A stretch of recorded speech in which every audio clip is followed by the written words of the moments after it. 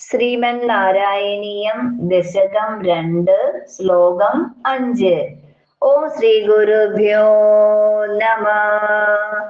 Lakshmi സ്ഥാവകരാമണീയകൃതേ വേയംബരേഷസ്ഥിരേ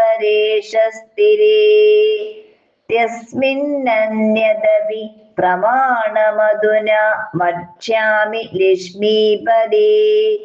ഏതദ്ധ്യാന ഗുണാനുകീർത്തനരസാ സക്താ he ഭക്താ ജനാ സ്തേഷേഷാ വസതി സ്ഥിരൈവ ദയിത പ്രസ്താവദിത്താദരാം. സർവത്ര ഗോവിന്ദ നാമ സങ്കീർത്തനം.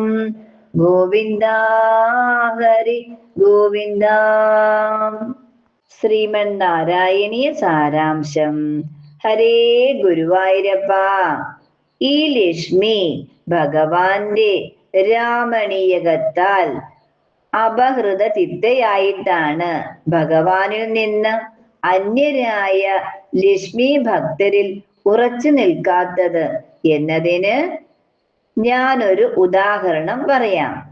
അല്ലയോ ലക്ഷ്മീപദേ, ഭഗവാന്റെ സ്വരൂപത്തെ ധ്യാനിക്കുകയും ഗുണങ്ങളെ കീർത്തിക്കുകയും ചെയ്യുന്നതിൽ അത്യാസക്തരായിരിക്കുന്ന വിഷ്ണു ഭക്തരിൽ ഭഗവാന്റെ ദയിതയായ ശ്രീ ഭഗവതി അവരുടെ പ്രസ്താവനകളിൽ സന്തുഷ്ടയായി സ്ഥിരയായിട്ടു തന്നെ വസിക്കുന്നു. സർവം കൃഷ്ണാർപ്പണമസ്തു. ഹരേ ഗുരുവായൂരപ്പ ശരണം. ശ്രീമൻ നാരായണീയം ദശകം 2 ശ്ലോകം 6. ഓം ശ്രീ ഗുരുഭ്യോ നമ. ഏവം ഭൂതമനോജ്ഞദാനവസുധാ നിഷ്യന്ത സന്തോഹനം ത്വദ്രൂപം പരിചിദ്രസായനമയം ചേതോഹരം ശൃണ്ണതാം. സദ്യ പ്രേരയതേ മതിമദയതേ രോമാഞ്ച യത്യംഗകം വ്യാസിഞ്ചന്ദവി ശീതബാഷ്പവിസരേ ആനന്ദമൂർജോത്ഭവേ. സർവത്ര ഗോവിന്ദ നാമ സങ്കീർത്തനം. ഗോവിന്ദ ഹരി ഗോവിന്ദ. ശ്രീമൻ നാരായണീയ സാരാംശം. ഹരേ ഗുരുവായൂരപ്പ.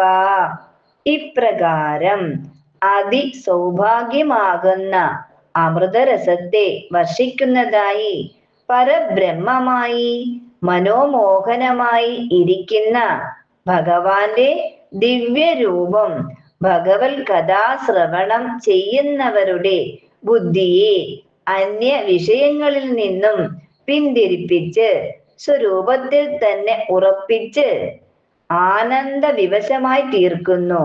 മാത്രമല്ല അവരുടെ ദേഹത്തെ രോമാഞ്ചഭരിതവും പരമാനന്ദ അനുഭവത്തിന്റെ ആധിക്യത്താൽ ഉണ്ടാകുന്ന ശീതള അശ്രുകണങ്ങളാൽ അഭിഷേകം ചെയ്യപ്പെട്ടതുമാകുന്നു.